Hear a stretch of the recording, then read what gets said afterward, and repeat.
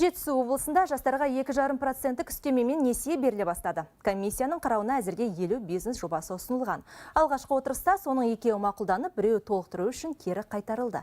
Жастарға 5 миллион теңгеге дейін несие беруді мемлекет басшысы былтырғы жолдауында айтқан еді. Содан бастап еңбек және халықты әлеуметтік қорғау министрлігі оның шарттарын әзірлеп бекітті. Ол бойынша қаражатқа қол жеткізгісі келетіндердің жасы 35-тен аспау керек. Кәсіпкерлікпен айналысқанына 5 жыл толмауы әрі бизнес жобасымен қатар кепілде қоятын мүлкі болу шарт. Шағын несие жастарға ауыл шаруашылық, туризм, құрылыс тағы басқа салаларда өз ісін ашып дамытуға мүмкіндік береді.